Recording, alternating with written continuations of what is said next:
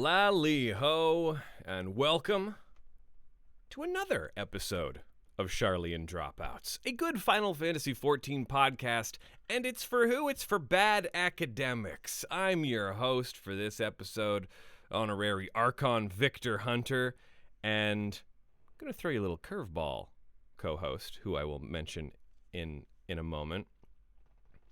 The piece of media that has influenced me the most is Metal Gear Solid 2.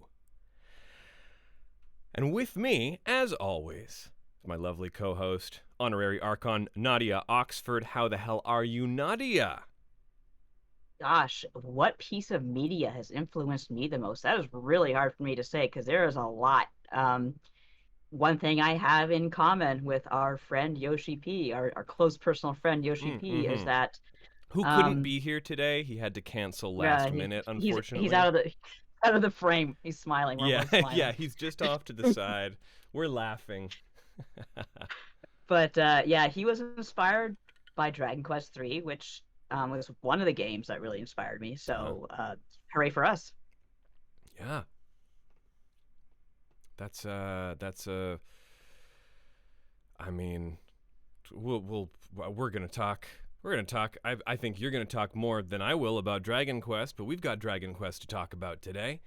We do. And why is that? Because we are covering the recent panel that Naoki Yoshida held at Anime Expo 2025 in LA, where he discussed not Final Fantasy XIV specifically, or any of his projects at Square specifically, but more about his history as a creator and the works that influenced him through childhood into adulthood and his time as a game developer, which I always find very interesting. I like Me those too. kinds of talks quite a bit, and I'll talk a little bit more about why when we get to it.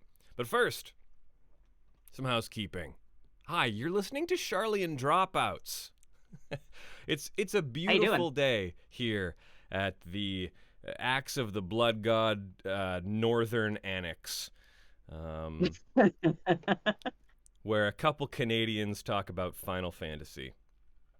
Um, I wonder actually, I guess Vancouver is further north than Toronto, or it would be, right? uh, I think we Slightly. maybe are technically a little bit higher. Cause Higher in Toronto's more ways than one. in that weird little that little dip. The little tail, Yeah, the wang. yeah. Those Great Lakes messing borders up. Hell yeah. Um, Keep messing up those borders, Great Lakes. You're doing a great job. hell yeah. Big ups to you, Great Lakes. You heard it here first. Um, we are ostensibly. Especially Lake Superior. It doesn't take shit. Yeah, that's right. We're ostensibly a Sorry. Final Fantasy XIV podcast. We record every other Monday here at twitch.tv/bloodgodpod. Episodes go up on the podcast catchers Thingy dingies. on Wednesdays. If you would like ad-free versions of our episodes, why don't you do us the kindness of heading on over to patreon.com/bloodgodpod. Subscribing at the $5 level will get you ad-free episodes of not only Sharlayan Dropouts, but also the main show, Axe of the Blood God, an RPG podcast. It also gets you into the paid weekly newsletter. Even at the $1 level, gets you Discord access, where you can hang out with us and play 14 with our lovely community, as well as many other games, chat about RPGs, chat about whatever. We cover everything now. It's I don't know if Yeah. this week's episode of The Blood God is any indication. We don't need to talk about RPGs if we don't want to. That's right. That just happened. What did we talk about primarily? That was all why Xbox is dying. Oh, right, right. The reasons are myriad. So we Yes. kind of we went over that. Yeah. Um, but regardless, I'm glad you're here. I'm glad you're listening. Tell your friends. We've got a great back catalog of episodes as well. Also, here's something. Being at the $5 level is kind of technically the only way you can listen to our old Dropouts radio episodes. We were discussing this. I miss those. It's tricky to do them without running afoul of some copyright flags. So those are over on the paid feed if you would like to listen to Nadia and myself discuss not only Final Fantasy XIV music, but the music that inspired it or the music that it reminds us of. Just, talking about artists and the things that inspire them and what sort of art they consume.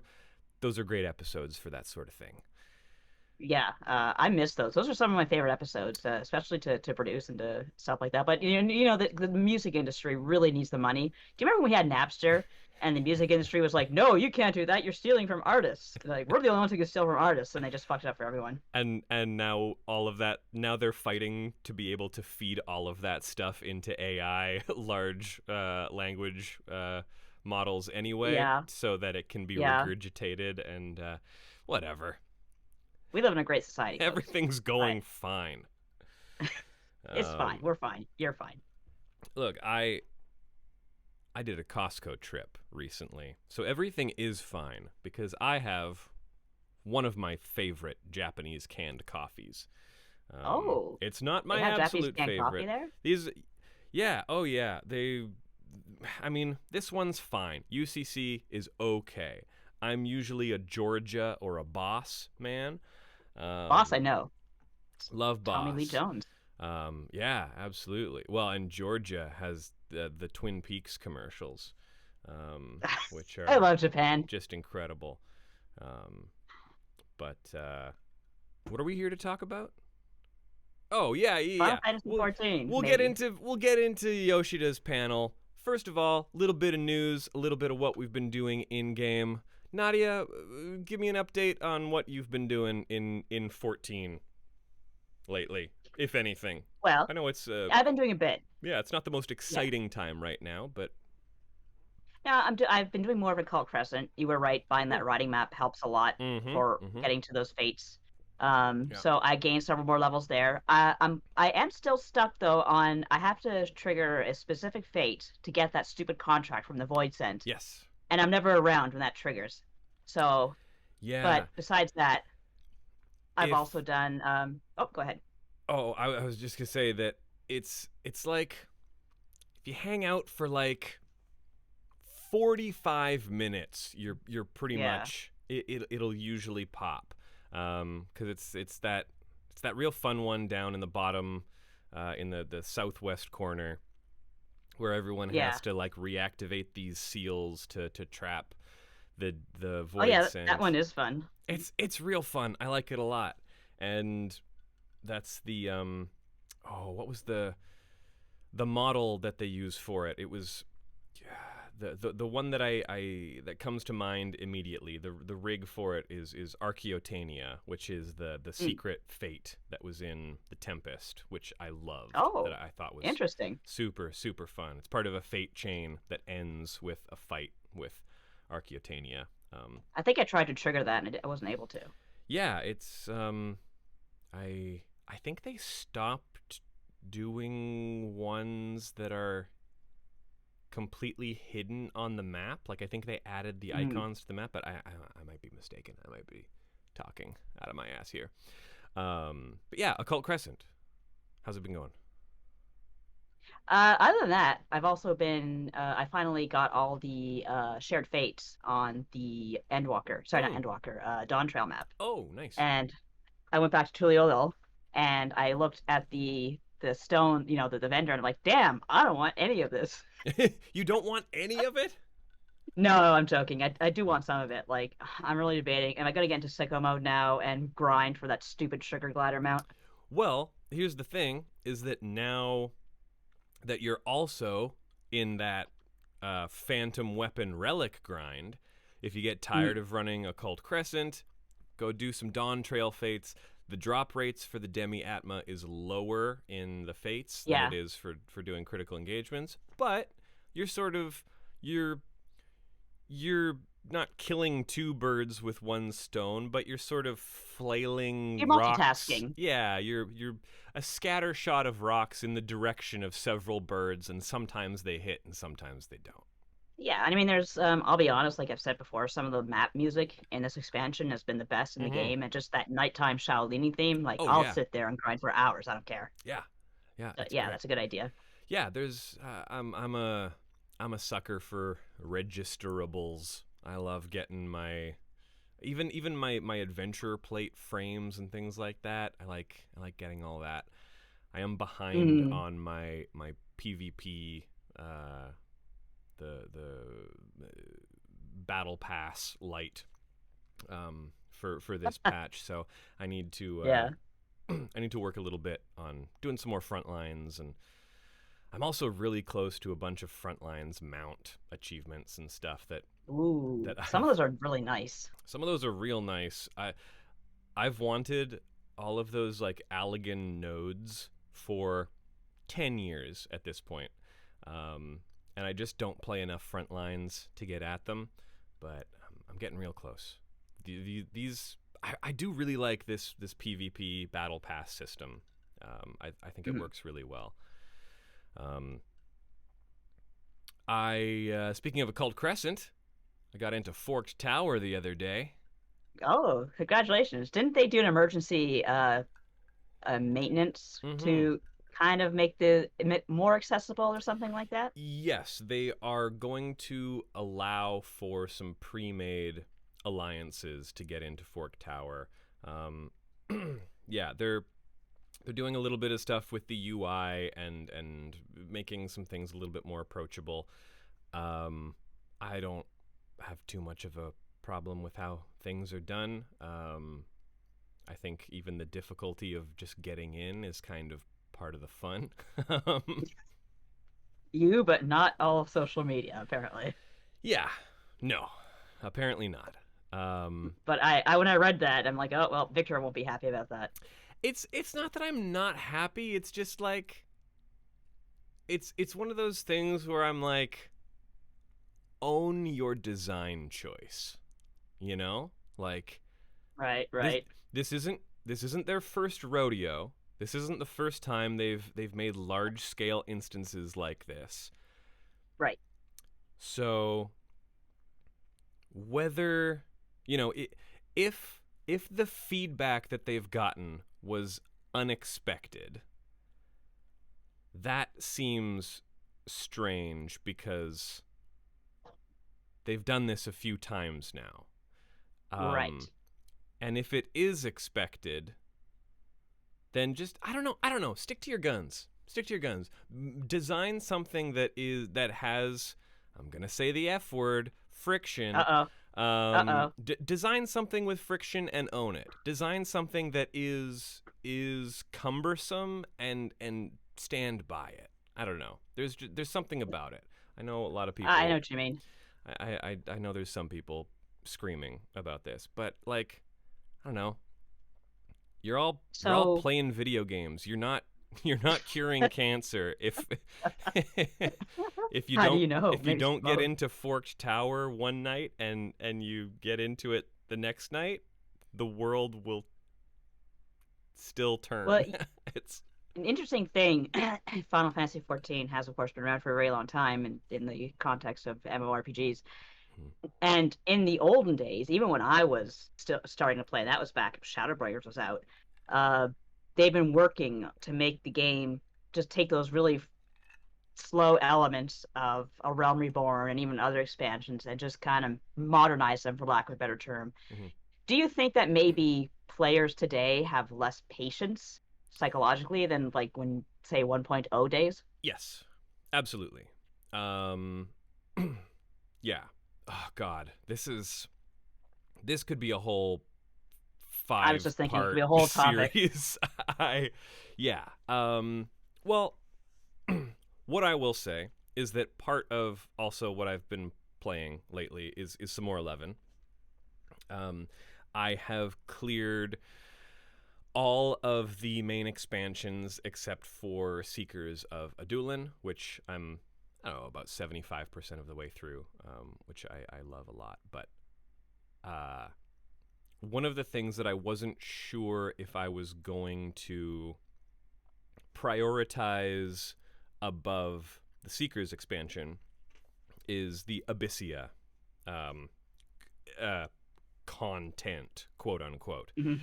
So after Wings of the Goddess, which was, I believe, the 2008 or 2009 expansion, or maybe it was both of those because they sort of like drip fed the story of Wings of the Goddess over a very long period of time. But everyone was pretty sure that was going to be the last 11 expansion. Right. So the next big drop they did wasn't considered an expansion, but it's a 3-part series called Abyssea. You've got Visions of Abyssea, Scars of Abyssea, Heroes of Abyssea. And each one is kind of like a Eureka or a Bosnia or an Occult Crescent, where you get each part of this 3-part series adds 3 zones that are alternate world versions of maps that already exist. So immediately you get people accusing devs of being lazy for recycling assets. Of course. Recycling. As if like the Dark World isn't just the Light World and Zelda 3 people. Come on. Wake up. Which, coming off the heels of Wings of the Goddess, which was the time travel expansion where all of the new zones were just past versions of pre-existing zones. So people, this is very if people are mad about developers recycling assets, this is going to get your hackles up. I love it. I've talked about it before. I like recontextualizing, recycle old stuff and recontextualize it. I don't care. Me too. I like that. Yeah. Just tell me a good story. I'm sure you have a good story. Give it to me. Totally. Now, does Abyssea have a good story? I don't know. Okay. We'll say yes. Here's the hook that I will put in Abyssea for you specifically. Think of you know the Shadowbringers short story where we follow Biggs the third. Yes. Where it's after the calamity in the timeline that Grahatia has averted. Extremely depressing. Yes. Yes. Think of this as taking place in that. Interesting. So, because even if 14 did that, I'd find that an extremely interesting, if depressing, expansion. Totally. It is an alternate timeline where we lost and the hordes of monsters won and rule, and you will often see a lot of characters that you know from the main timeline, and they're either talking about how other characters you know are dead or how their home has been destroyed, and everyone's in these small little camps just trying to eke out an existence.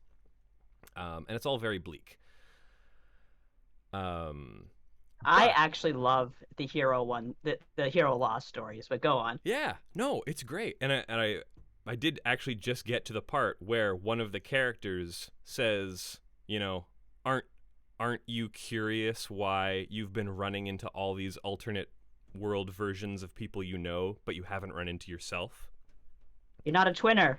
Yeah. That means you're special in the Talisman universe. Well, it could be that, or it could be, because you got murked early on. Sorry, but... Well, it went badly. Yeah, it's the same with the 8th Umbral Calamity. People talk about how the Warrior of Light fell. It was brutal. He wasn't the only one, or they weren't the only one. Yeah. It's some of the deaths made me cry, to be honest. Yeah. So anyway, we've got these big open maps, and it's very much like Occult Crescent and Eureka, where you're going around, you're fighting enemies, basic mobs, to then pop notorious monsters, and you're sort of doing it in chains. You fight enemies, they'll drop an item, you use that item to summon a bigger monster, and then depending on how you fight that monster, they might drop a thing that lets you trigger something even bigger, and they all sort of feed into each other. Right. And they're That's interesting. also, yeah, it's cool. And they're also all dropping a bunch of different types of gear. This is how you get some of the like job specific gear. It's really cool, and I'm enjoying it a lot. Was this the expansion they rushed out when 1.0 turned out to be a disaster? No, that was Seekers of Adulin. Oh, So okay. this would have been Abyssea stuff was like into 2010. It was very much the like, this is going to be the last thing until 14 comes out, and then 11 will be dead. And then yeah, like you say, 1.0 bombs. They get a chance to make another 11 expansion. But yeah, it's been interesting playing Occult Crescent and Abyssea sort of side by side. That is interesting. So is it really interesting contrast? Yeah, I like it a lot. There's, yeah, I don't know. I could go on about it, but we should. Oh, also on the topic of 11, they brought back the 11 discount campaign for 14 players. This came up a couple months ago, not all that long ago at all, actually. I think it was in May, or March. Anyway, earlier this year, they had a discount campaign where if you have an active FF14 subscription, you can subscribe to 11 for 50% off. So, It's not bad. yeah, I mean, if you are interested in hopping into 11, because the discount campaign is on right now, I'll be firing up my Chains of Prometheus streams again. We're going to get through that, hopefully before the next Echoes of Vana'diel Alliance raid drops, so that hopefully people are caught up on whatever they might find in those Alliance raids.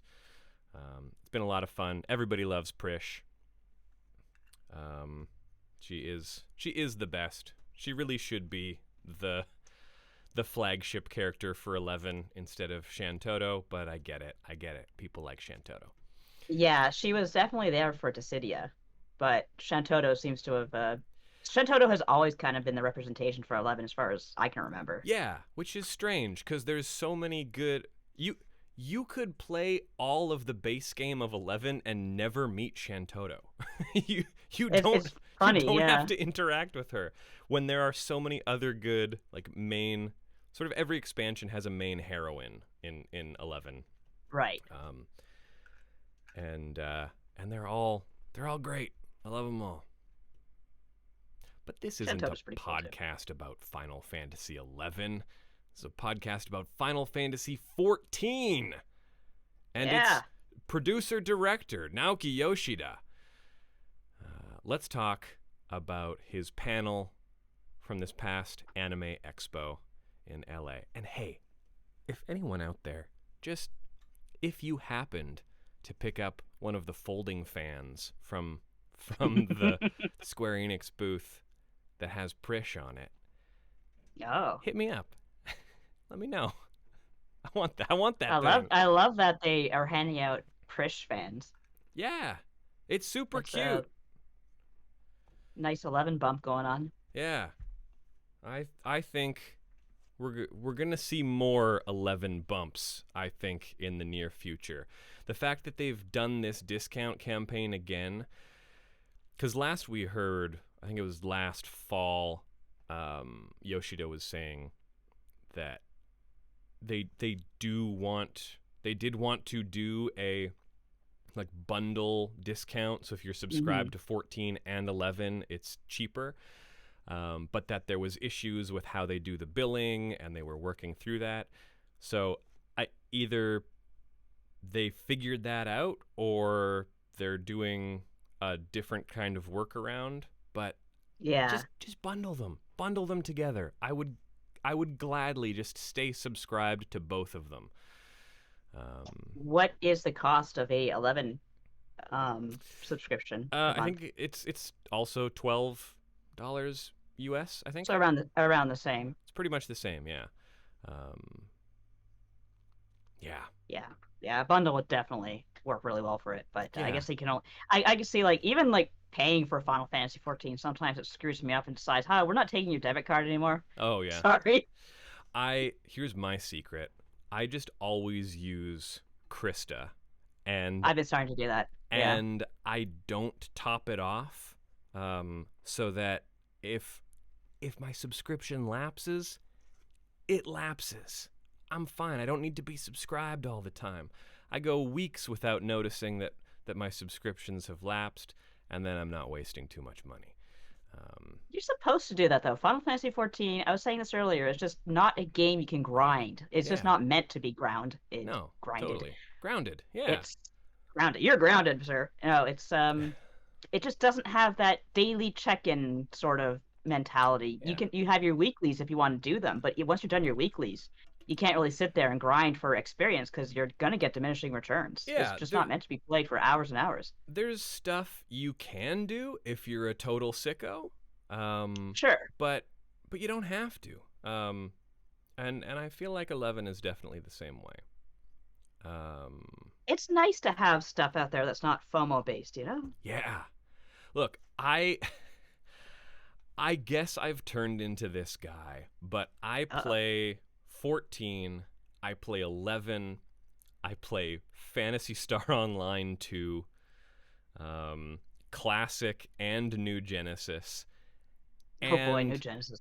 I mean, New Genesis is wild. Tittyland! But like, I would say PSO2 New Genesis is the game that has the most, like, we gotta keep you playing every day, especially because it's a free to play, so that they really want to try to justify it.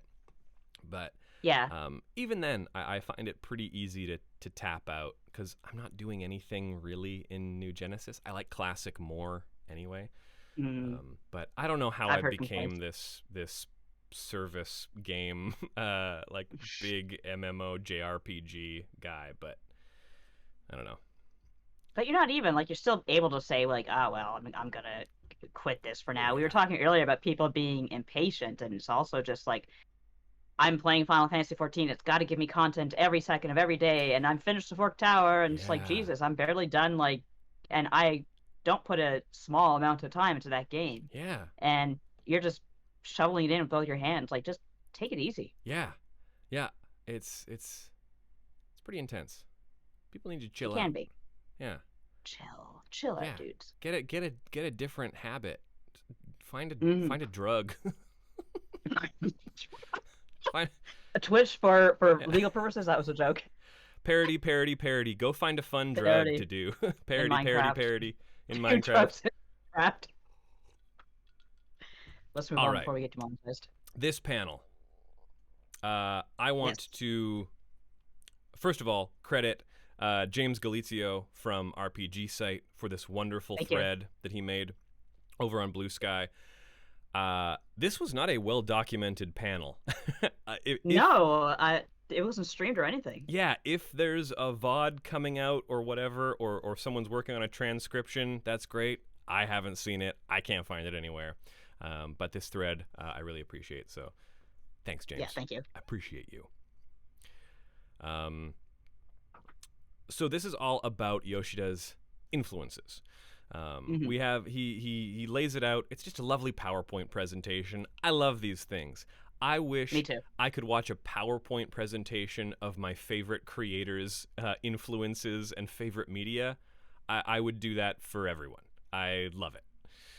I wish that every panelist who came to a place like Anime Expo, every creator on the scale of Yoshi-P would be out there saying, "This is what I'm influenced by." Like Yeah. I like that people are influenced by other media. It doesn't necessarily mean they're copying it. It just means No. they it takes a lot to make us do that kind of thing. Yeah, I feel like there is a bit of a stigma around that, especially in Japan. Absolutely. You find a lot of creators that are hesitant to say what influenced them out of some fear of legal repercussions.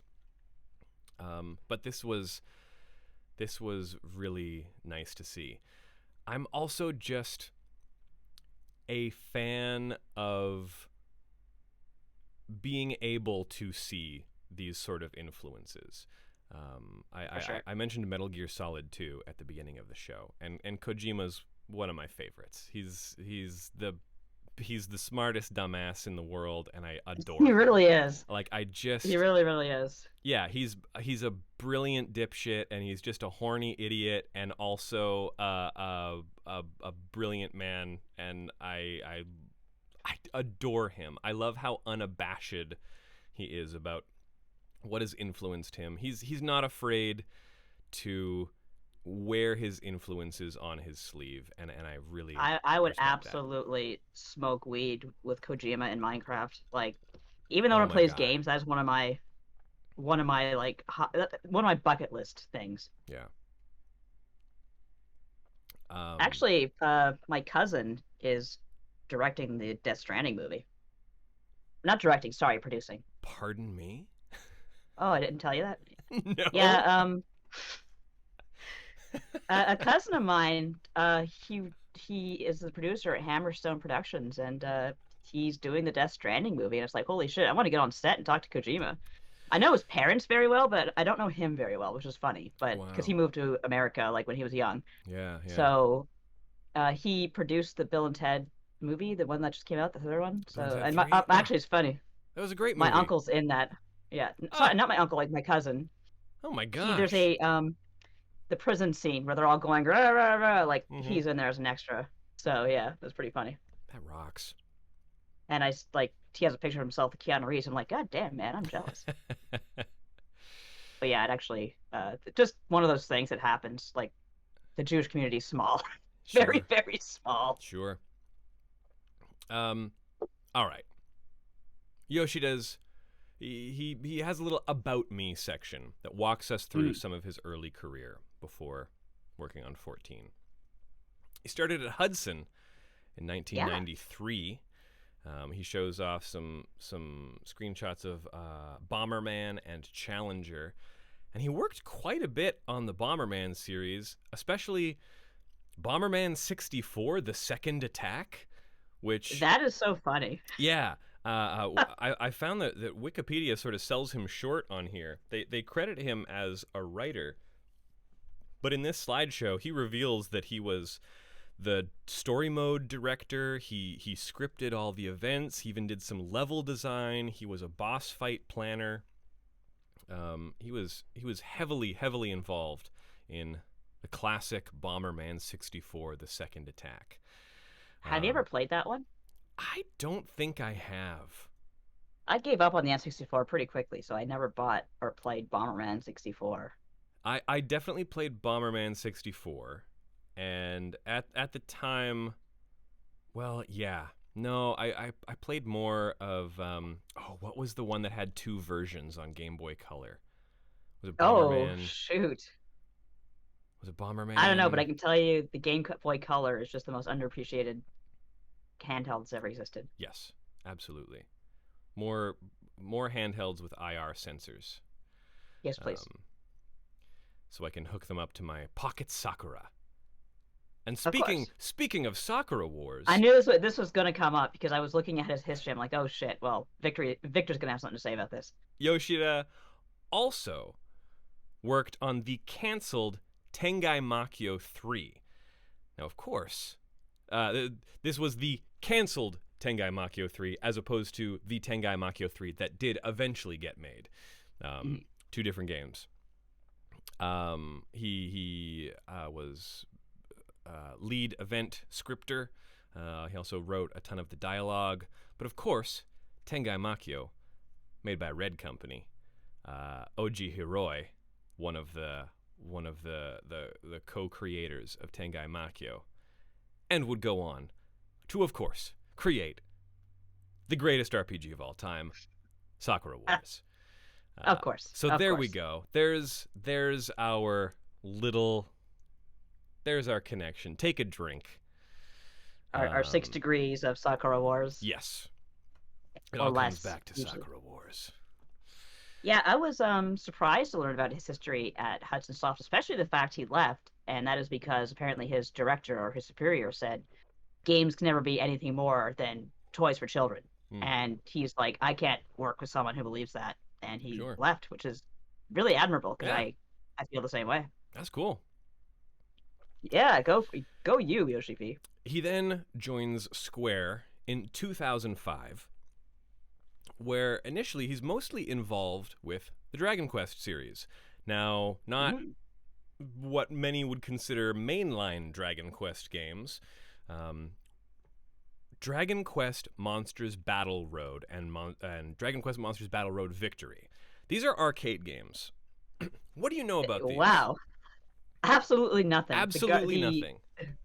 Dragon Quest in the arcade, I know it has to exist. I know it did exist, but it's just not. It is really kind of a blind spot. And there's so many Dragon Quest spin-offs. When you said that, I thought you were talking about like, one of the Dragon Quest monster games. I was thinking Right. I had a Dragon Quest game on the DSi that was a strategy game. It's long gone, but Oh, Japanese arcade, that's just not my forte. yeah. All I can imagine, and someone will be mad that I didn't look this up, but all I can imagine is a game that I personally liked quite a bit that was in bargain bins for $5 for a decade after its release was the Wii classic Dragon Quest Swords. Swords? Oh, poor Swords. Not I even I bought that one. I liked that game. It looked like it was a lot of fun, but that's around the time we started to realize, oh, I don't think the Wii has much to offer beyond swinging a sword Oh, around, unfortunately. maybe you realized that and you were dead wrong. I love a janky sword game so much. But this is all I can imagine when I think of what a Dragon Quest in the arcade would look like. Is sort of Exactly. an on rails sort of action game like That that. or gambling. Sure, yeah, yeah, or Apache slot. Yeah, Um, yeah. So that's very interesting. I know that you probably move on to this at some point, but he was a big guy in Dragon Quest X. yeah, yeah, which of course would have influenced what he would go on to do for 14. Um, have you dug into Dragon Quest X at all in any form? And I know a little bit about it. Yeah. It's not one of my better known Dragon Quests Mm. because, as like all Westerners, I'm pissed off that it never came here and probably never will come here. Not even in the kind of offline Yeah, what's single up with player, that? which is that's a big boo for me. Yeah. There's no reason to hold that back, I think. But I have heard great things about Dragon Quest 10. A lot of people say it plays more like 1.0 than Final Fantasy 14, and it's a little bit more your style of RPG, Yeah. apparently, Victor, where it's That sounds great to me. but apparently the storytelling, like heard, oh wow, the story in this game is really incredible, and if Yoshi-P was involved, there's probably a good reason why. And so this came out at a time where I was also very like, none of you understand the Wii's potential. It's you like we had that great burst where everybody had a Wii and Yeah. whatever. Even grandma and grandpa can play. Yay, grandma and grandpa. But then like the sort of crest of that wave then leads to weird stuff like Silent Hill Shattered Memories Oh boy, and that was a No thing. More Heroes like stuff or like Hmm. Mad World or you know weird things. Fragile Dreams is a game that I absolutely love. I mean, the, man, Sin and Punishment on the Wii is so good. God, we could That have one I've had heard it about. all. Um, Our Empire of Waggle. yeah, I think there there's no bigger pet peeve to me, I think, than people. Well, first of all, by default, putting Final Fantasy II at the bottom of a Final Fantasy rankings list because they haven't played it. Sorry, Victor. Um, but people looking back on the era of motion control and being like, oh, Mm. glad we got that done with. Glad we got over that fad. As if the homogenized dual analog eight face button controller is like the final step in mankind's evolution, as if we Maybe can't it be is. more creative or more inventive than that. um Oh, well, humans will disappoint you, unfortunately.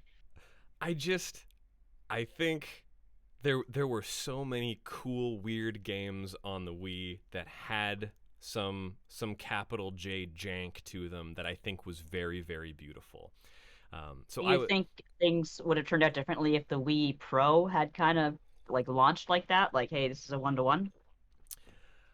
Oh, maybe. Yeah, if we didn't need the Motion Plus adapter, if they had sort of. Yeah.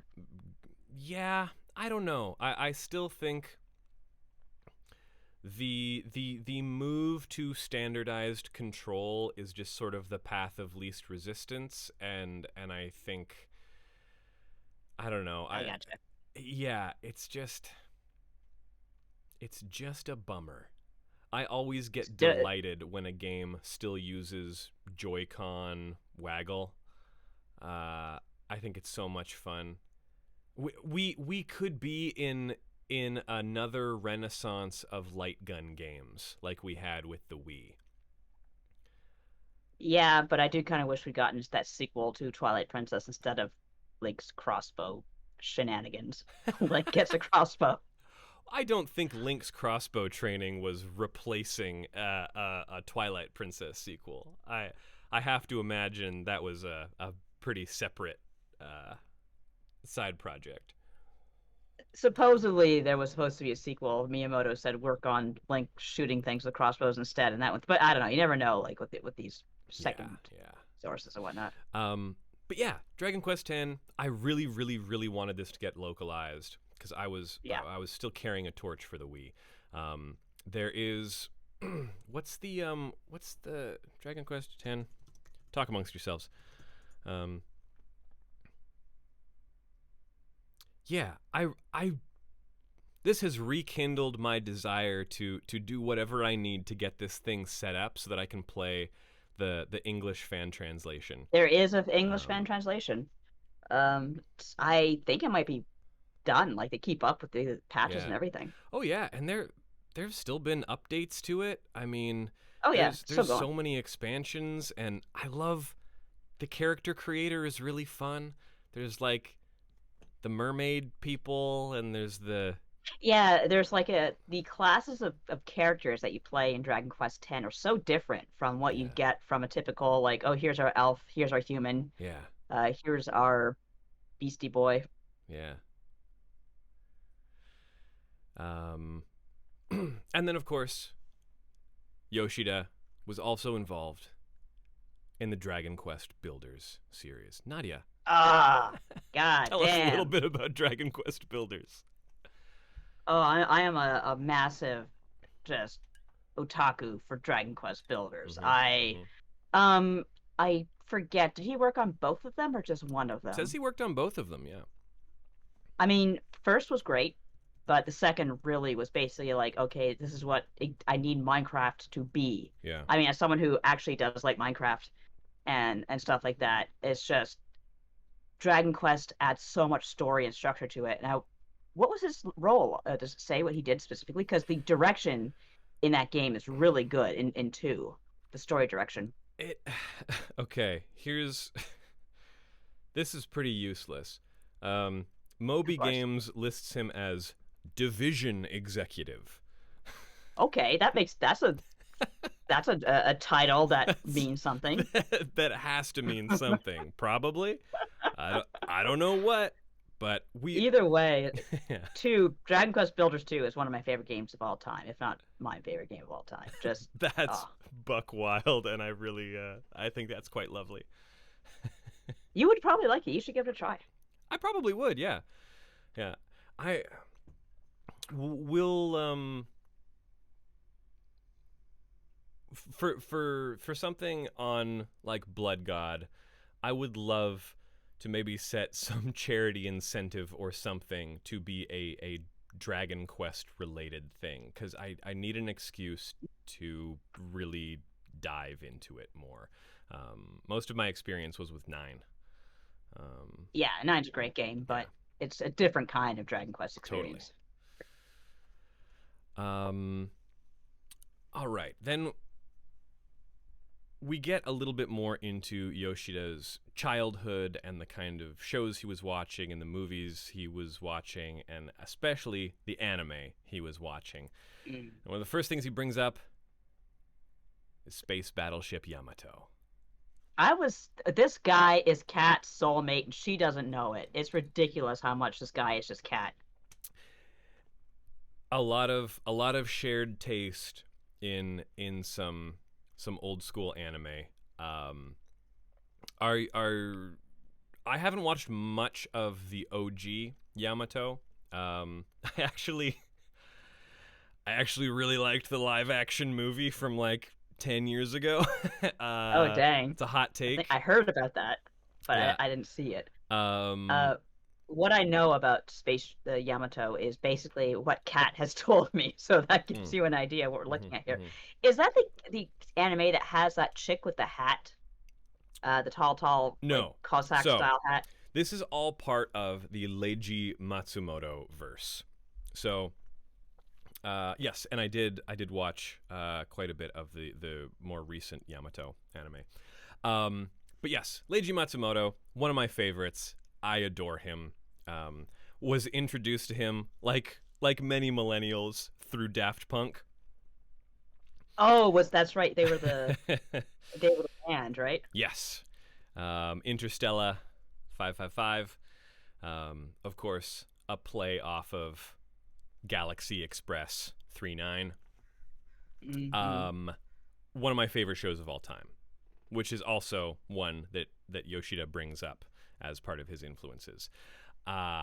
Yes, the character you're thinking of, Nadia, is Maytel from Galaxy Express. Right, Maytel, yeah. She's the best. I love her. Also, Matsumoto knows how to draw exactly one type of woman. And it's her. That is ethereal, wayfish, tall blonde. Sometimes white hair. Sometimes. Sometimes yeah, she's made of crystal. And that's Graha. Yeah. But I bring it up because the just that character archetype reminds me a whole lot of Kalinka from Mega Man 4, and there's got to be an influential crossover going on there. I don't know. Just that hat. Just I don't know. Just a the tall hat. black hat. But who goes around wearing a tall black hat in games or anything like that, except for her and maybe Kalinka? Oh, Chimera and Valkyria Chronicles 4. Well, she rules. She just rules. She's awesome. Woohoo! I got her outfit in Phantasy Star Online too. Oh my god! Yeah, of course it's an option. Jesus Christ, Sega. Well, they did like a rerun of the Sega crossover stuff. So I also got like Ichiban Kasuga's his nice purple suit from Like a Dragon. Got Silveria. Got Chimera. They've got Majima. It's a bunch of fun stuff. This is like a slightly off topic, but there are some. You'd be surprised how many crossovers are still like going on. Like Ragnarok Online, right now is doing a crossover with How to Train Your Dragon. Oh sure, I bet. Yeah, and so it's still going, and they are still getting promotions. One of my favorite promotions, and I wish they'd bring it back, is I'm actually a avid Puzzles and Dragons player. And they used to have, at least in the West, like some really cool crossovers. Like they did one of the Power Rangers, and it's like, shit, now I'm playing every day because I want to get Rita Repulsa. Yeah. I haven't done one in a while like that. But yeah, I like it when crossovers happen.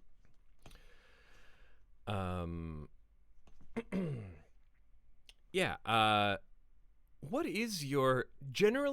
What's like the oldest anime that you like? Like what's like the oldest show you go back to or have watched all the way through or enjoy? That is hard to say because I read manga a lot more than I watch anime, and I don't even get to read a lot of manga these days. But I love the first season of Promised Neverland. And it just apparently goes tits up after that. And I love the manga for Promised Neverland. I think it's, you think, it's a book about demons, usual anime bullshit, but it's actually a really insightful look into food supply and how we Yeah. treat our food and how what's it like to be like, uh, conscious versus for a conscious person versus just sustenance. Sure. Yeah, I like that sort of stuff. But I have heard it apparently the gets buck anime, wild. yeah, it does get buck wild. I guess Freerun was actually one. It's not old, but Yeah. um, These are pretty recent, Nadia.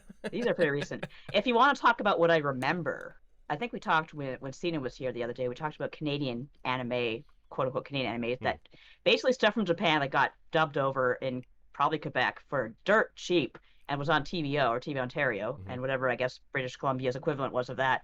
Hmm. And that was stuff like Belle and Sebastian Oh and yeah. The Wizard of Oz and The Little Prince, just stuff based on literature. And Belle and Yeah. Sebastian scared the shit out of me when I was a kid because it was, about like it was a story of, of the dog and the boy, not the dog of Flanders, but like, the same idea. Right. Great Pyrenees, uh, always kind of running wild. You have the boy there, and there's like a lot of scenes that are really scary. Like I vividly remember one where they caught Belle and were about to put her down, and just like, Yeah. holy shit! And then of course it ends, and it's like TV Ontario, Sesame Street coming up next. Like after this Yeah. dog almost got assassinated. We also got didn't we get the Anne of Green Gables? The what's the what was it? It wasn't just called Anne of Green Gables, but it was a classic like Anne of Green Gables anime adaptation that I'm Ironically, I have not seen that one, yeah. but I do know that's so strange. We would have why would you have so much literature? Do you remember The Little Prince and it had the Quebecois guy narrating it, and it was just No, really funny. I do not. Yeah, it was great. Huh. Look it up sometime. Yeah. Um yeah, we've got some Urusei Yatsura enjoyers. Yeah, I Good think for you. the oldest stuff that I think I still return to is like uh series 2 of Lupin. Hmm. I go back to Galaxy Express all the time. That for a very long time Galaxy Express was my I'm going to stay awake for one episode and then I'm going to get ambitious and try a second episode and that's going to put me to sleep. Um, it was my like that was my insomnia watch was Galaxy Right. Express. Oh God, this is boring. It's not even that it's boring, it's just so beautiful. and Ah, and it's relaxing. also oddly paced. But Mm. there's something about there's a glow to the cells of 70s animation that There really is. yeah, Oh, just that weird bloom. yeah, it's beautiful. That's one of those discotheque these Discotheque. DVD or Blu-ray bundles that I have Right. all of. I've got all of Galaxy Express and the movies because I think the first or second movie was dubbed here. You can hear a lot of Scott McNeil in Galaxy Express. Hey, what's going on here? We're all gonna Hey, die. we're all gonna die. That's pretty good. Yeah. I was so happy to see some of these polls, especially as a like Leiji Matsumoto fan. I did go to when I was in Kyoto. Um, Mm. the Kyoto Railway Museum was having a Galaxy Express exhibit. That's awesome. That I love that Japan does those kinds of museums. it was incredible. First of Here's a all, giant robot cartoon museum. Hell yeah. yeah. we've talked about I'm definitely the train loving kind of neurodivergent. So just being Oh, so at am I. the Kyoto Railway Museum was incredible enough. And then having an entire exhibit to Galaxy Express was just the best. That's pretty cool. That's a nice double up right there. Yeah. Let's talk some Toku. Kamen Rider and Ultraman is on Hmm. Yoshida's list. What's your history with Tokusatsu? Jesus. Well, do you remember Masked Rider by Seven? Yeah, sure do. Oh, Jesus. One of I several actually, attempts to bring Kamen Rider to the West. One of several failed attempts. God bless Japan for not looking at that sub-on attempt and being like, we are never letting you touch Masked Rider ever, ever Mm-hmm. again. The way that Ghibli was when I forget who like dismantled uh Princess Mononoke, but or Nausicaa Valley of the Wind, Oh, but sure. same idea. But yeah, I lost my train of thought Your there. toku, like your toku history. Like, do you Oh, have my history. yeah, yeah, I have a little bit because I don't know if Power Rangers counts under yeah. Oh, that totally. banner. Oh, Yeah, okay, yeah, yeah. so I'm quite familiar with Power Rangers. I'm actually kind of angry with it was actually getting very good. It had great representation. It's always had great representation for minorities, and it was doing really well with that last season. I was actually really enjoying it. Hasbro, being Hasbro, has gutted it and said, "Hey, it's just Gen One nostalgia forever. You all remember Ah, Tommy, right? Let's not talk yeah. about what he did or what happened, but we all remember Oh Tommy." boy. Yeah, so I'm as for Masked Rider, it's one of those things where I actually watched a YouTube video recently comparing Saban's thing and the first episode of what it was adapting. And of course, the difference is just magnificent. Yeah. And something about Power Rangers works as a goofy ass teenager, drama, whereas Kamen Rider, it seems a lot more serious, like Hmm. not nearly as goofy. Of course, it's goofy at times, but It's still pretty it's goofy. yeah, yeah, Mm-hmm. but not goofy to the point that hey, this fits in really well as a teenage drama Yeah. because you don't have five teenagers being bouncing off each other. You just have one idiot.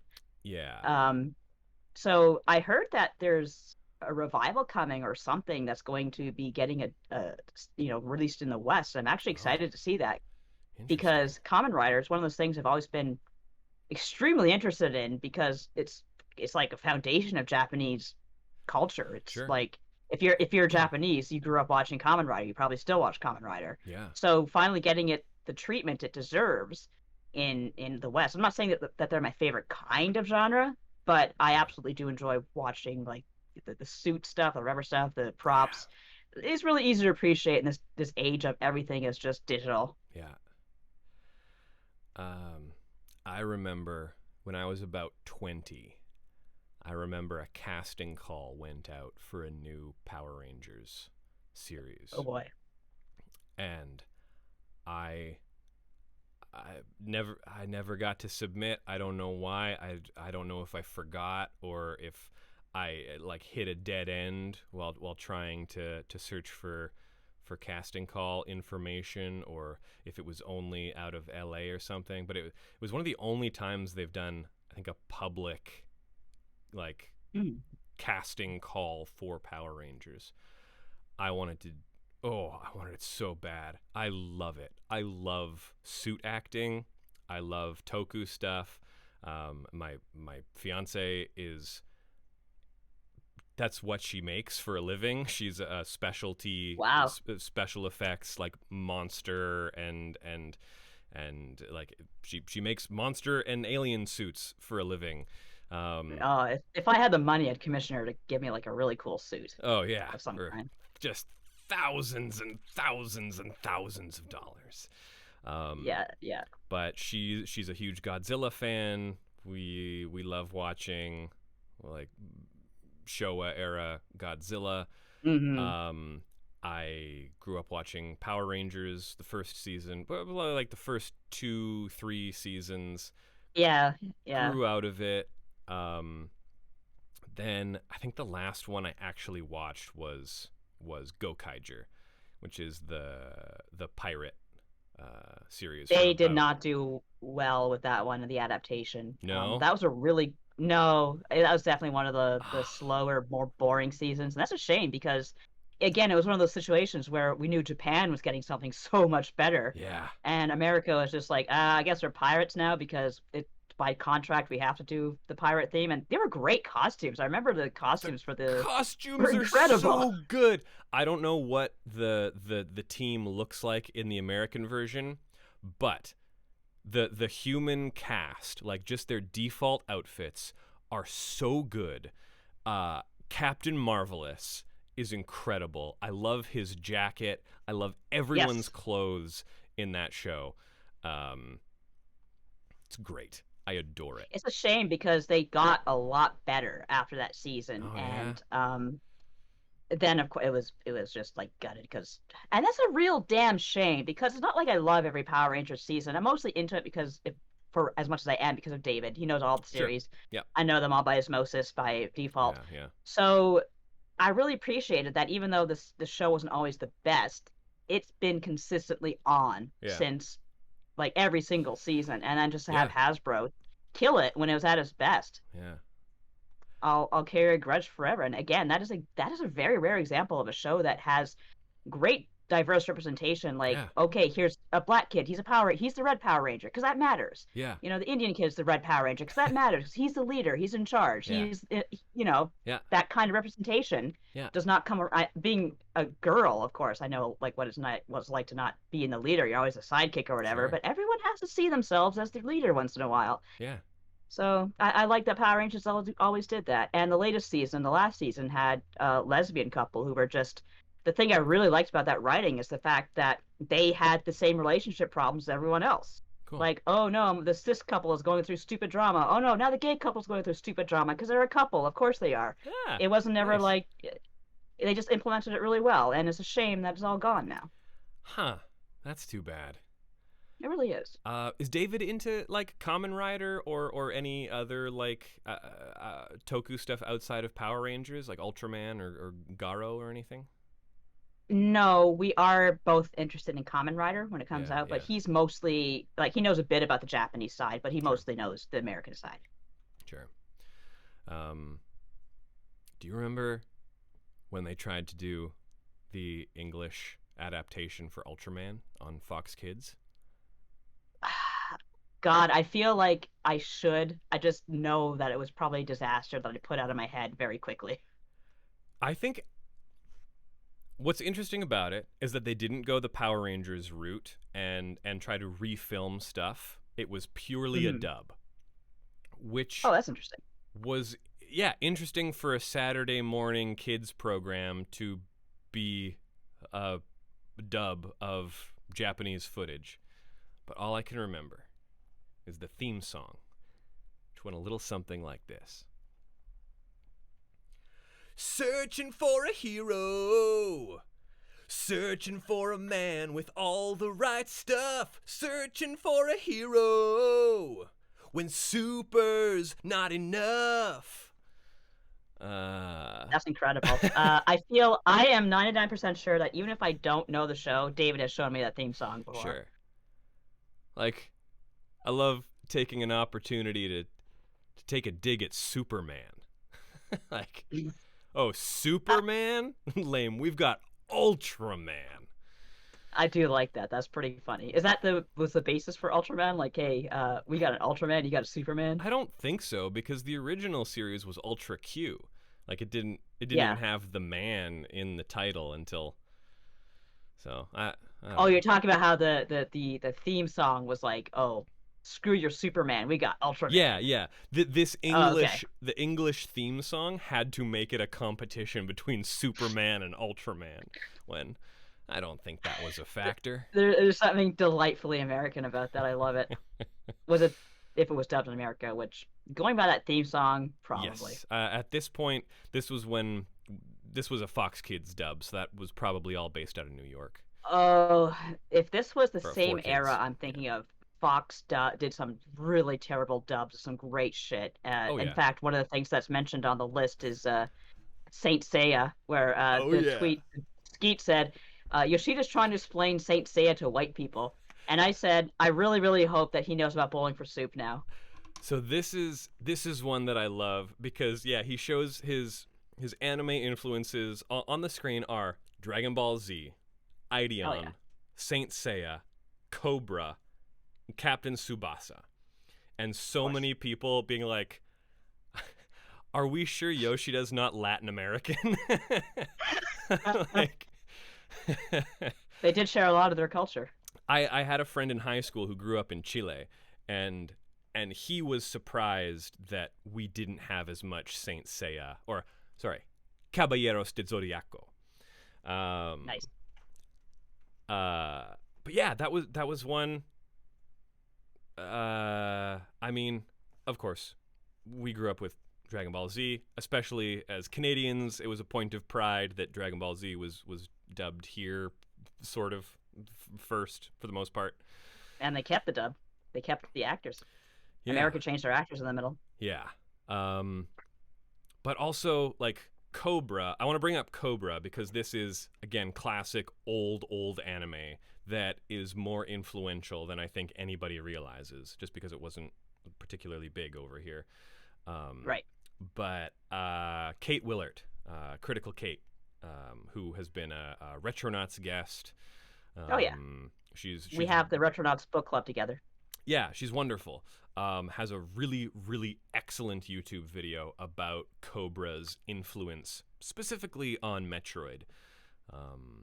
But interesting. Even stuff like I feel like Baraduke owes some Cobra. There's the early Namco stuff, or a lot of early video game stuff that owes a lot to Cobra. What else? Oh, of course, Gundam and Evangelion were huge for Yoshida. I don't think that surprises anyone. I think Shadows of Werlyt, or Sorrow of Werlyt, I think Shadows of Mach.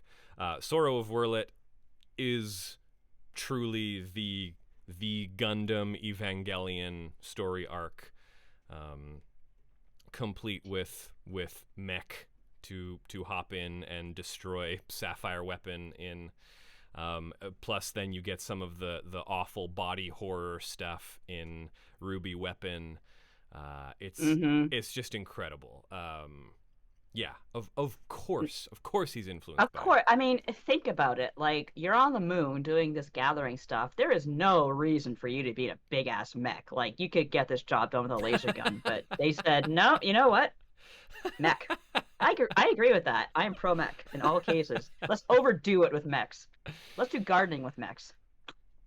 Yeah, I mean, even okay. He was planting the seeds early on then. If we go back to when did he take over? Like 1.16 or whatever is when he threw in the Magitech armor.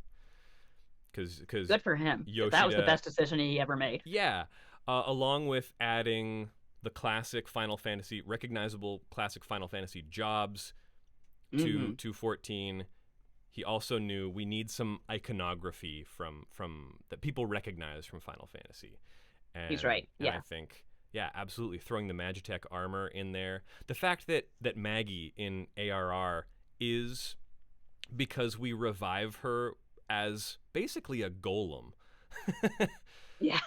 There is that sense of the like, okay, so our Magitech armor is kind of alive. It maybe has a soul. Are we ever gonna address that again? But that's also kind of implied in Final Fantasy VI because it is the souls of Espers that are basically powering those mechs. Yeah. And to be honest, when I was on the fence or absolutely not interested in Final Fantasy XIV, seeing that battle, the Cartano Flats, with the Magitech, like, holy fucking shit, that's incredible. Like, okay, I'm in. Yeah. And seeing the Magitech gets blown up, someone hurls like a fireball, Square Enix is like the champions of directing cinema. They still are. They always will be. Oh yeah. He even shows off some examples of key art that was directly inspired by Gundam posters and things like that, especially the Endwalker with the Warrior of Light on the moon with the planet in the background. Oh, it's such a good scene. I love that art. Just tons of stuff. He talks about games that he played as a kid that were big influences on him. I love this. Gradius and Fantasy Zone. I love that. We've got an STG I didn't know he was fan. Yeah, I love that. He was a shooter. Yeah, I really appreciate that. I like that he's got, and Gain Ground and Commando. I mean, he loves like an action shooter arcade game. I had Commando on the Atari 2600. Oh wow! Fun fact: I got it at Consumers Distributing. Did you guys have Consumers Distributing in the West? No, that sounds so clinical and sad. It sounds very Ontario, doesn't it? What Consumers distributing? it was literally like Amazon, except you would go into a store and there'd be a catalog, and you would say, look at the catalog and say, I want this item. And you'd give it Oh, to a dude at a counter. You'd go in the back and he'd roll out your thing. And it was very efficient and a little depressing. But huh. yeah, it was basically a just cut out the middleman with the retail. Just dude went into the back, and unlike most retail, everything really was in the back. Neat. Yeah, yeah. So No. I got an Atari game from there. Huh. And it was Commando. It's actually a good game, and unfortunately, of Yeah, course, the Atari couldn't really compete with the NES, but sure. Activision, ugh, back then, actually, their games for the Atari were really good, Yeah, and there was a collection of Activision games on the Xbox, but I'm not going to play that, sadly. yeah. He also mentions Street Fighter and King of Fighters. Mm, I think this is a secret sauce that the West is starting to finally learn, is that everyone they love played King of Fighters. when Sakurai revealed Terry, it was like his Christmas. He was like, Yeah. this is what I care about. I don't care Yeah. about this other asshole. Little Mac, who the fuck is Little Mac? I Yeah. want Terry. Yeah. And then he just goes on and on and on. It's like he's so clinical about how he plays, and I Yeah. love it the way that Japanese developers dissect that game. It's Yeah. incredible. Even I don't know if you remember I believe this was the first April Fool's FF14 video, but they made a fake fighting game. Nice. I I can't believe you haven't seen this video, because it's fantastic. It was like really great production value, and it basically features Ida fighting Livia in the castrum, Nice. and it is so well thought out, and the it's like well, hey, we all know the trope of an April Fool's joke being that someone's made a dating sim of their game. Yes.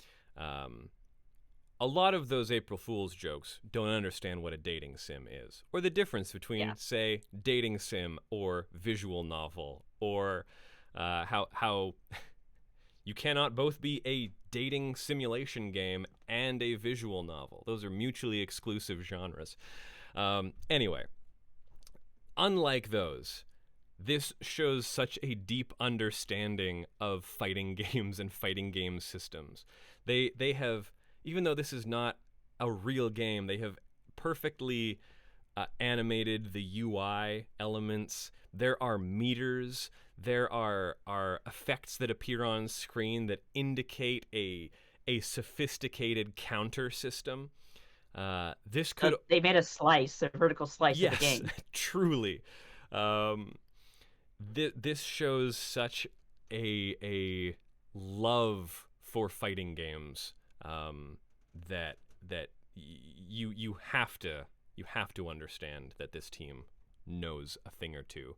Um, Oh, what I wouldn't give for Arc Systems Works to get into that. Or Capcom. I'll accept Capcom.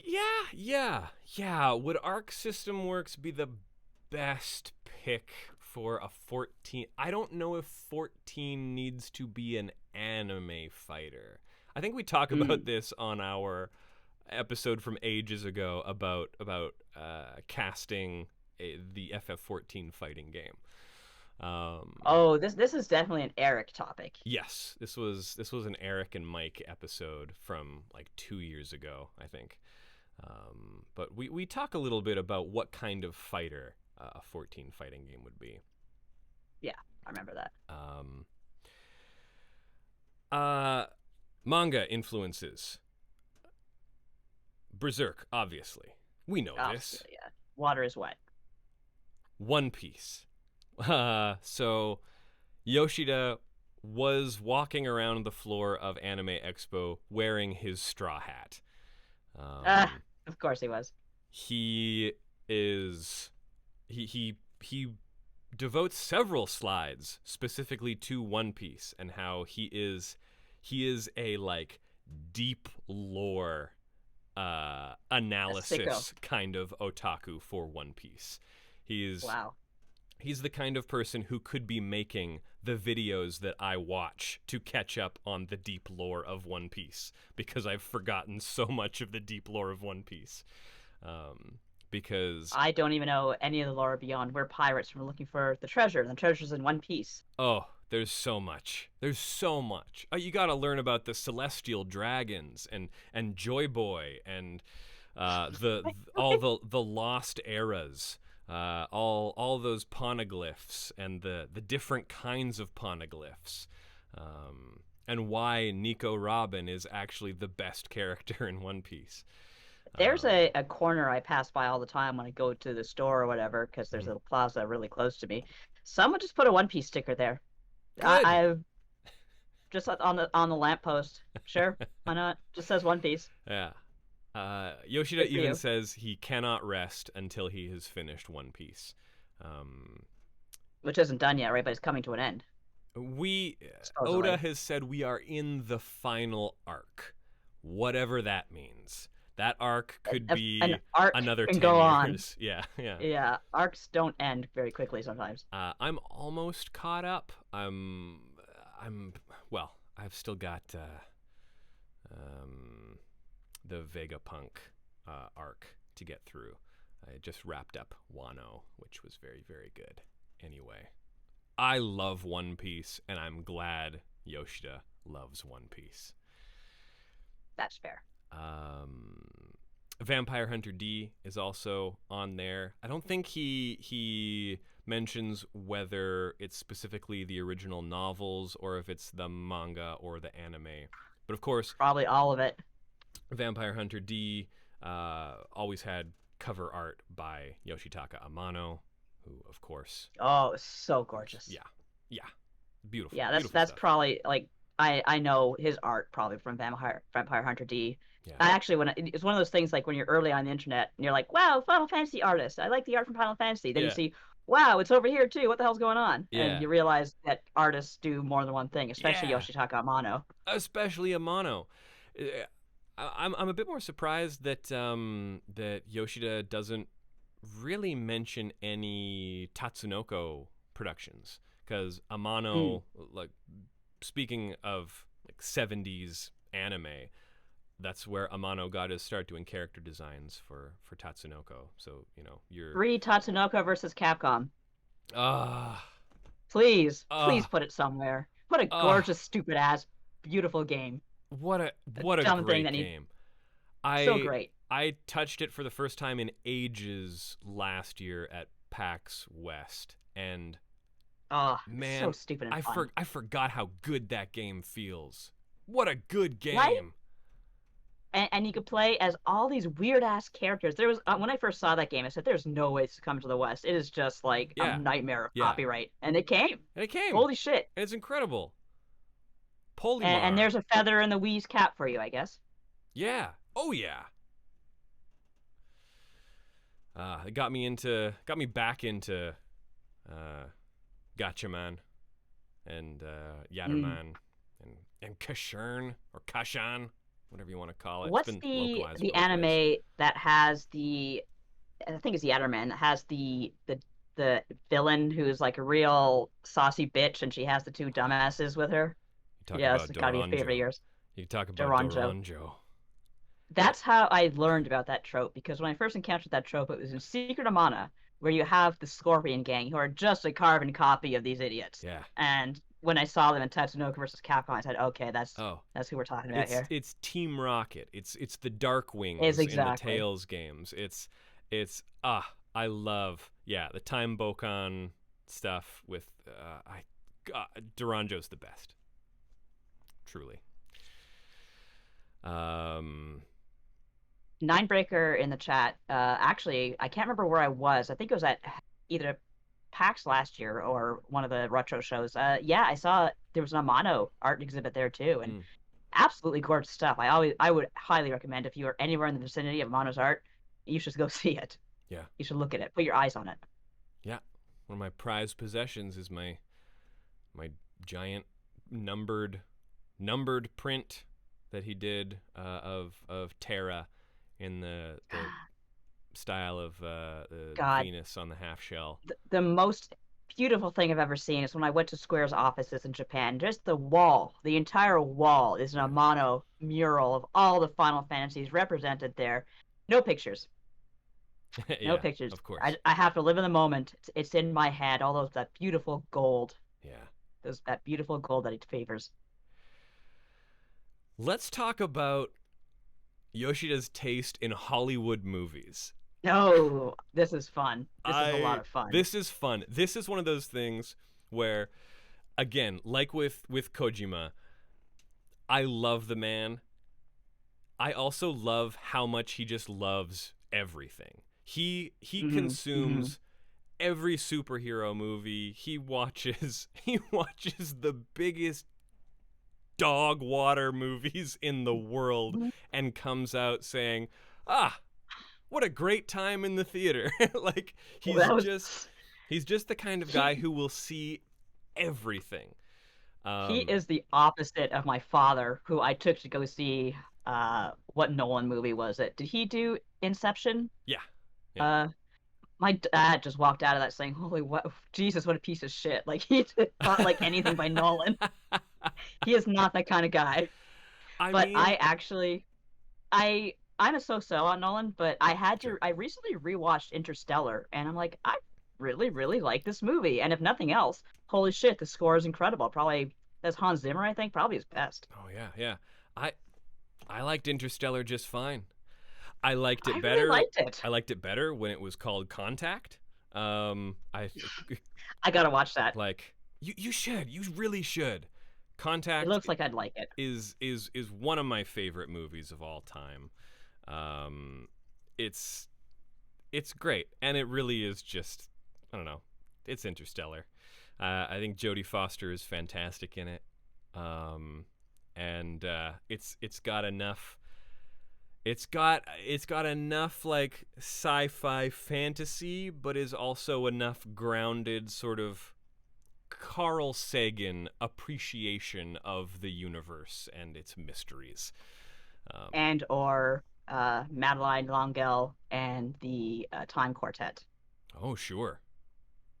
Which I'm a big fan of as well. Oh, yeah. But that's another thing I kind of had to grow into because I didn't really appreciate it at first, but then read it a little bit when I was older, and it's like, oh, okay. Yeah. I really like this. Reminder to the entire world that, Vic, we were talking when we were burning pod content in the intro about how one of the nice things about being independent is I can ask interviewers whatever. I can ask anything I want in an interview. Right.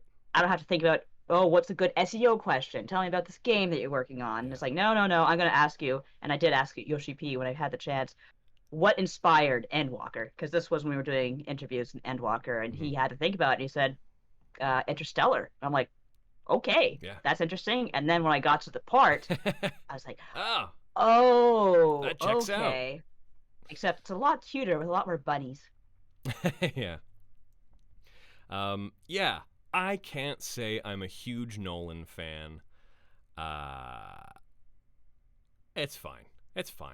Yeah, I'm not the same way. Just I saw Dark Knight Rises. I watched it once, and I was like, Heath Ledger's brilliant, and that's all I really get out of that. Sure. I think I saw Dark Knight like 3 times in the theater.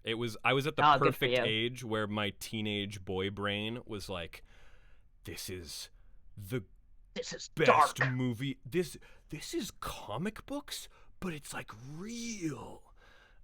Yeah. Everyone gets Batman pilled at some point in their life. Yeah.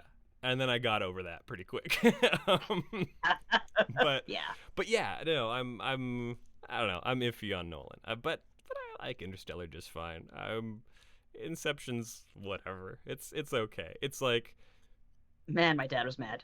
It's like I wasted $9 or whatever it was at the time. Well, it's like, he sure takes. I don't mind wasting. He takes a science fiction fantasy concept that science fiction fantasy writers have been writing about for 50 years and then turns that into a movie and doesn't really extrapolate on the premise in too many compelling ways. It's pretty surface level, like, here's the premise. Isn't that interesting? Yeah. Yep. Like, yep. I could have read a short story about that in a pulp magazine from 1967. oh, there's some great stories from that time. Sure. One of the things I think about a lot is how Venus has been ruined. Back in the olden days when like sci-fi writers were all like, "Oh, Venus is like a jungle planet full of dinosaurs and Yeah. endless rain." It's like, no, Venus is just a hellscape. I mean, it's really cool Yeah. how it's a hellscape, but it's not a jungle planet. Oh, I love it was like turn of the century short story about it had a very like War of the Worlds effect on people, where it was in the style of an actual magazine article, and it featured like artist renderings of what we've finally spotted on the moon, and now that our telescopes are good enough, and it was like animals and plants and stuff that are on the moon. Yeah. I love that. Well, yeah, I love that kind of stuff, and someday we'll find a planet like that, but not now. I'm so excited for Europa. I'm just like, God damn, Europa, get there, probe, get there. Show me what's there. I want to know. When we freeze our brains, is that where you want to go? Is that where you're headed? No, I just want to know if there's what kind of life is there, because I'm sure there's Sure. life. Yeah. But I just want to know what and how. And are they just multicellular? Are they single-celled? Are they big-ass octopi? Because octopi are weirdly, scarily smart. So who knows? Sure. Could have evolved somewhere else. Matrix trilogy, he loves. Of course. That checks out. I like that he The specifically calls out the Matrix trilogy. He does. He's not one of those cowards who just says, "Yeah, I loved the original Matrix. The rest of them not so good." What was going on with 2? Say it with your whole ass that you liked all of them, and I think that's incredible. I think that's so brave. I appreciate that. And I appreciate That is it. very brave. I appreciate that. You're right. He's into like whatever dog water's out there and he can draw Yeah. anything from it. That's a sign of a good creator though. When Well, yeah. anything you watch gets your mind moving. And I have to say the second Matrix was so awkward because I saw it in the theaters and they had that weird ass sex scene and I was just with my husband, that was fine, but my friend was with her mom. Sure. And apparently some guy beside them was like, "Oh yeah." I would not like the movie if I had to see it in that circumstance. God. Yeah. It's one of those things that I do as someone experiencing art, is that I'm more inclined to do a read on it of the choices that were made and why. And it's why I like Kojima stuff, because there is a sense of authorial intent. It's why I bristle at games designed by a committee. It's why it's just one of those things where I like to see choices, and I like to imagine why they were made. And I think that's something that he also understands, and Kojima understands, and Kojima supplies us with. I like it when artists are showing their whole ass through their creation. Yeah. And whether they know it or not is always lovely. I think that's a lovely thing I to agree. see. I like it when creators are brave. Yeah. Admit you like those dog shit movies. Just do it. Yeah. They're not always dog shit. No, and being able to say like, regardless of if its level of dog shittiness or not, being able to pull something out of it that you think is good and worth it, Yes. and made it worth experiencing that thing. That's the whole point of art. Yeah. Hey, as After Years lovers, Yeah, there you go. Who are we to We'll defend cast them. stones in this glass house? Exactly, right? And I mean, I got a lot from that. I could look at that and say, wow, this plays like crap at times, but there's a lot of story stuff here that I think is very interesting and well written, and I am glad to expand upon it. And I'm still on the side that would be like, I think 75% of it plays great, plays the way it was intended to, and seeing, okay, well, if a lot of people think this plays like crap, why do they think it plays like crap, and why did it get made like this anyway?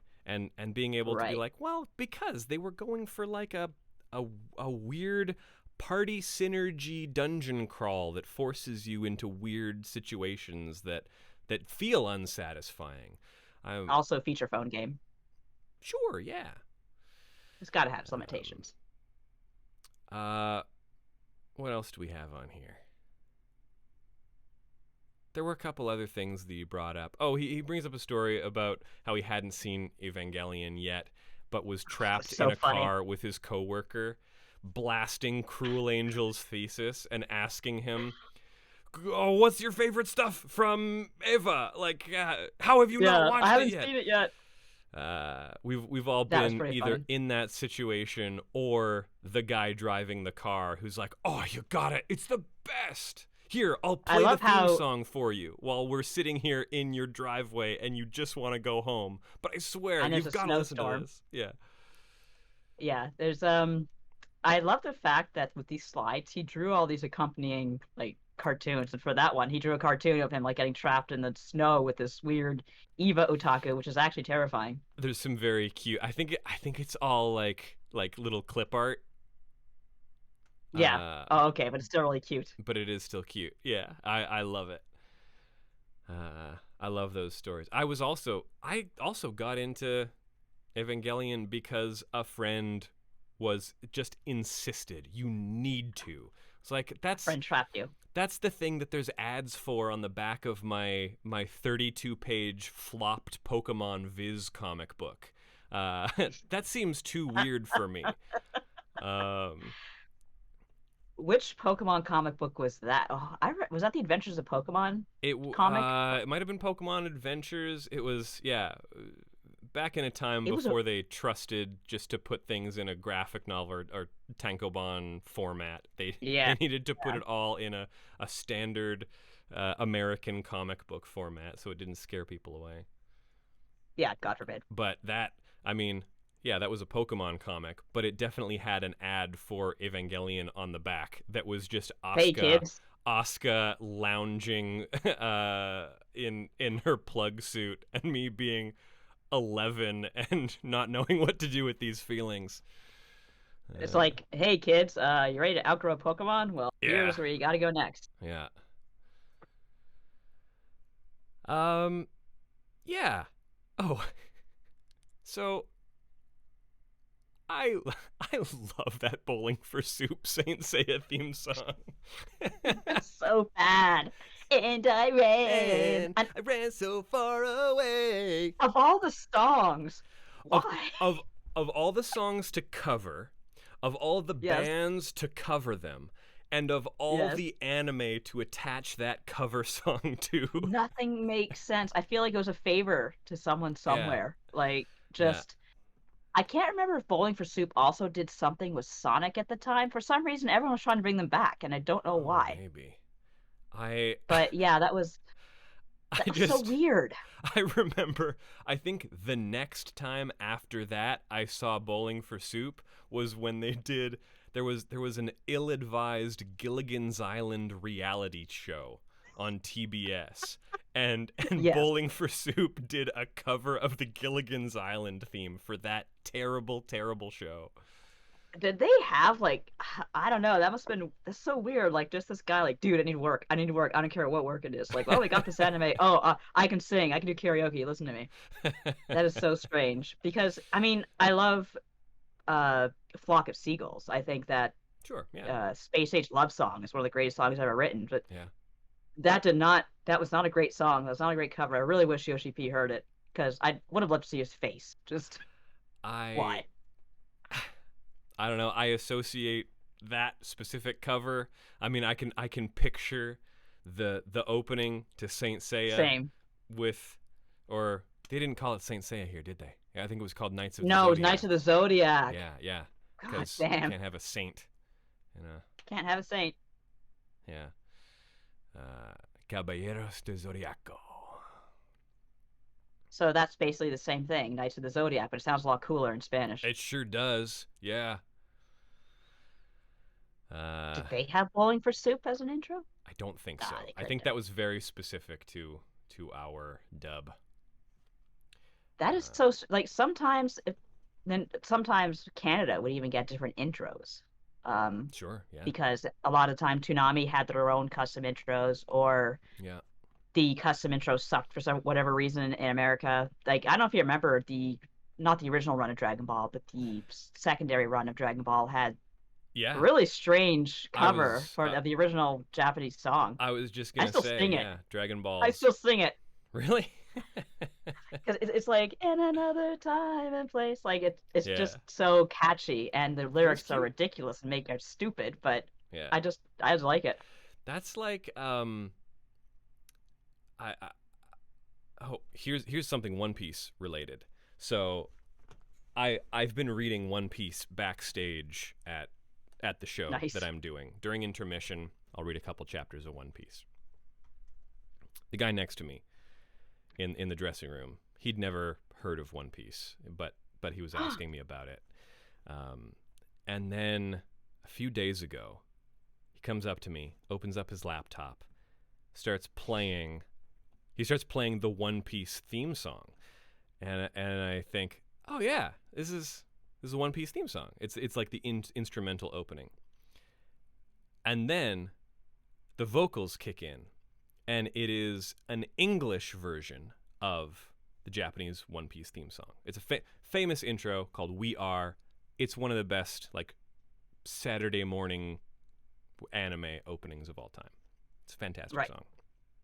Of course, composed by Kohei Tanaka, who also did the soundtrack for Sakura Wars. There you Um, go. take a drink. Six But threes. um, these vocals kick in, and I realize that's him. He's the guy standing Really? next to me is singing, and he Oh. reveals. I ask when he recorded this, and I guess this had to have been like what 15 years ago, Hmm. because there is when Funimation got the rights to One Oh Piece, boy. they did well. This is after the Four Kids debacle. This is Oh, this okay. is after that.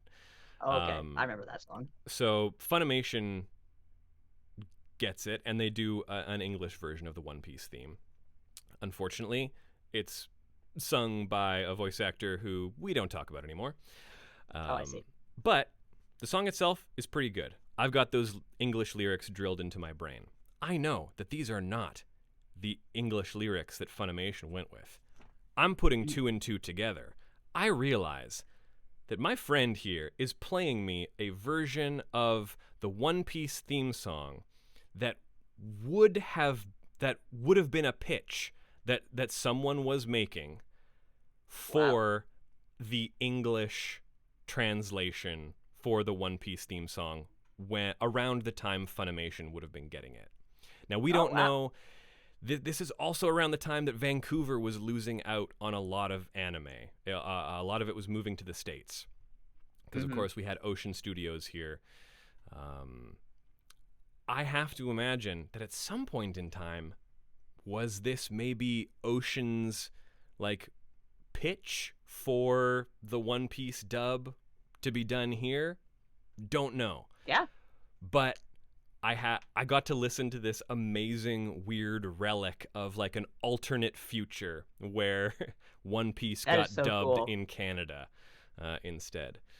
Why Um, did like I know it's probably a whole topic, but why did we lose so much voice acting talent? oh, a lot of it is. Oh, I don't even know if I can go into that. A Uh-huh. lot of it is just studios not thinking. There's a lot of that going around. Yeah, a lot of it is just not understanding that you need to fight. You gotta fight for it, and you gotta. Hmm. Yeah, it was just poor planning. A little bit of union stuff, a little bit of non-union stuff. Right. Um, Also, the And in the rise end, of voice actors around my age who grew up with anime and who don't necessarily recognize the value of their work. And yeah, there that's a was big problem. there was a real Big. race to the bottom, and the states was happy to facilitate that race to the bottom. Yeah, that sounds about right. Yeah, Sounds we're like games writing, actually. yeah, yeah. uh-huh.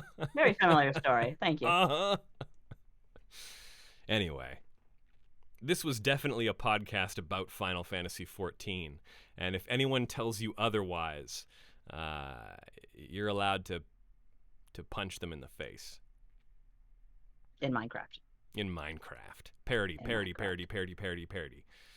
Do not sue.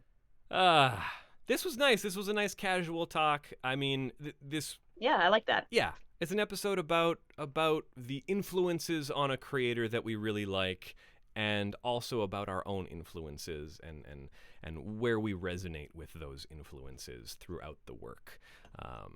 So I hope you're all able to understand that this episode was always going to be like this, and we weren't going to talk about Final Fantasy XIV very much at all. Sometimes it's okay to expand your horizontals, as the goodness says. Yes, sometimes that's just fine. So, I mean, like Yoshida said in his panel, everyone should go watch the original Gundam, especially if you can get that Canadian dub. I got a lot of friends in that show. There's Nice. There's dear friends of mine who are prominent players in that OG Mobile Suit Gundam dub. Also, yeah, watch Space Battleship Yamato. Hey, here's my recommendation. Watch anime from before the 90s sometimes. It's really fun. Absolutely. There's some great shit back then. Nadia, here, let's wrap up with something that influenced us that you would like everyone to watch or play or experience. Oh, that's a good topic. Yeah. One of my biggest influences, I am someone who's influenced by all media, like Yoshida. I don't care if it's just some dog shit game I played when I was 6. If there was something there that caught my attention, I will always remember it. One of my favorite books, I have a lot of favorite books, but one of my favorites is probably Watership Down. Mm-hmm. It's just about rabbits, but it kind of really subverts rabbits, lets you really think differently about them. It's weird to say rabbit culture and rabbit history, but it's all there. You have a rabbit hero, you have a lot of rabbit death. Just it's a book that made me rethink nature. And another one like it, and this is going to be funny, but Bambi, the original Bambi is a fantastic book. That Disney the adaptation is completely different, but again, it's another book that kind of makes you think about humans' place in nature and whatnot. I always like those kinds of books. I love The Stand. If you want to talk about a casual, basic recommendation, I've been thinking a lot about The Stand lately because it's not just good versus evil or like a plague. It's all about humans and our social contacts and sociology in general. Just how we act when we're apart, how we act when we're together, and how society is always destined to crumble, unfortunately. But you got to try again, and you got to try harder. So, yeah, those are 3 books I'm really, really interested in. I don't know if we said this before or after the pre-show, but Yoshida mentioned that he's massively influenced by Dragon Quest III. That was also one of my main influences. So, and Mega Man X, great game. I always the story, it was just delivered in a way that awakened something stupid in my brain, and I'll always just kind of take that away with it too. I mean, Mega Man X is kind of a perfect video game. It kind of is. It kind of is the perfect game. Yeah, there was a period of time there where I would just I'd play through Mega Man X every weekend. It feels good. Yeah, it feels great. That's just a breezy. It's just hard enough, you know. Yes. Yeah. Yes. As for me, I mean, yeah, Metal Gear Solid 2 is my favorite game of all time. Go play some early Grasshopper stuff. I think Killer 7 changed some brain chemistry for me. I played that I think when I was 13 or 14, and that'll do it. And it hit me that video games can be cool and weird, and control schemes can be cool and weird, and that's part of it. I think that summoned up something Brechtian in me. Speaking of, go watch, even if you want to watch the Gary Oldman Rosencrantz and Guildenstern Are Dead. Is a fun one. We brought that up on our Vagrant Story episode. We did. Go watch some old Lupin. Series 2 gets real good. It's fun. Even the dub. They take some liberties with the dub. There's some anachronisms that pop up in that dub that I think are genuinely hilarious. It's always kind of funny sometimes when a dub is just completely off base, but somehow really improves the product. Like, shoot, what was the name of the Cyber City 009, I think it Oh was? yeah, Oedo. With the Oedo, yeah. Yeah, yeah. Just the scene where, and this is the same voice actor for Solaire, from Praise the Sun from Dark Souls, where there's a Really? scene where yeah, there's two main characters. One is like this, just badass with like black hair. The other one's like the shonen, you know, stereotype, Uh has huh. like very feminine and whatnot. And in the original Japanese, their assignment was they got to hunt a vampire because it's cyberpunk sort of thing. Sure. And they're talking about how, oh, scary vampires, huh? And the Bishonen guy is like, oh, well, you can think about it, it's actually a very tragic life to never be able to die. How poetic or whatever. And Mm-hmm. the car shuts and he drives off. Mm-hmm. And it's in the dub.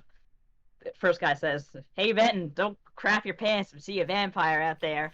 And Benton responds, "Get lost. You wouldn't know a vampire if it jumped up and bit you on the end of your goddamn dick. So get off my back." And he drives off, and there's this amazing synthesizer sting. It's just absolutely perfect. And again, that's Solaire, who's like just the most chipper, upbeat character in a video game. That reminds me of.